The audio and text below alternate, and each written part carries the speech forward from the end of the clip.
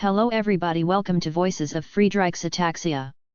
Our goal is to raise awareness and funds to cure Friedreich's Ataxia, FA.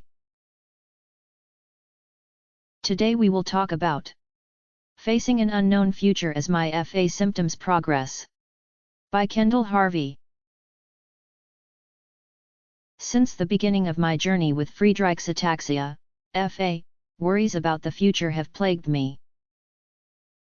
Would I have a future? What would it look like? As I learned more about FA, one word stood out: progressive.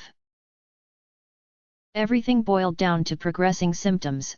My balance and coordination would progressively degenerate, my speech would become progressively slower and more slurred, my dexterity would progressively deteriorate, and my fatigue and scoliosis would progressively worsen. Basically, I would progressively become more disabled as time went on. This was a horrifying reality to accept.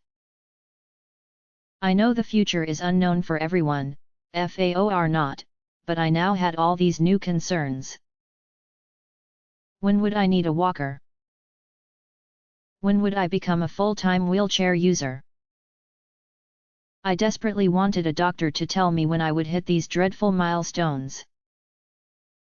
I know that's impossible, since disease progression with FA isn't like clockwork, but I felt it was necessary to plan for my future. The best the doctors could tell me was, your rate of disease progression will likely stay the same.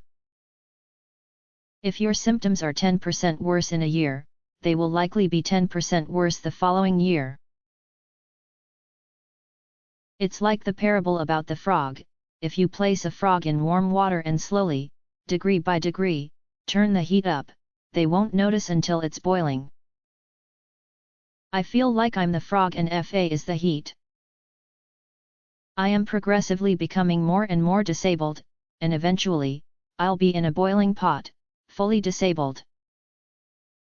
But I can't focus on the temperature of my FA waters. I can't live in fear of reaching boiling, even on the days when the heat is noticeably increasing. All I can do is accept the current state of my progression and try to keep moving forward. For my friends and family who see me regularly, my symptom progression is less noticeable.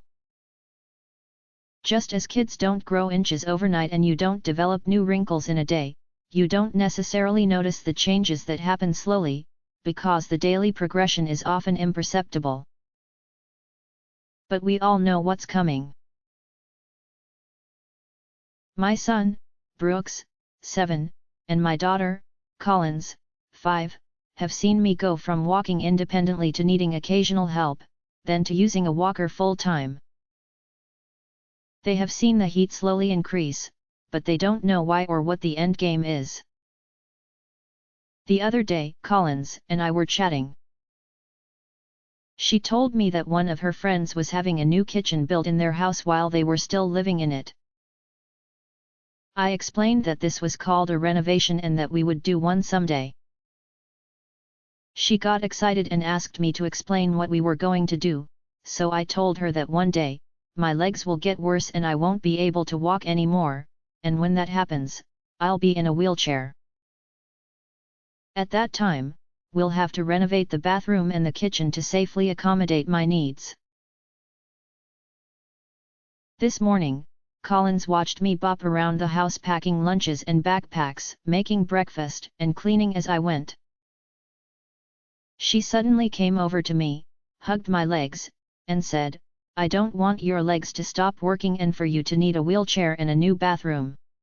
Even though all I wanted to do was cry and say, "Me, neither," I had to help guide her into our unknown future.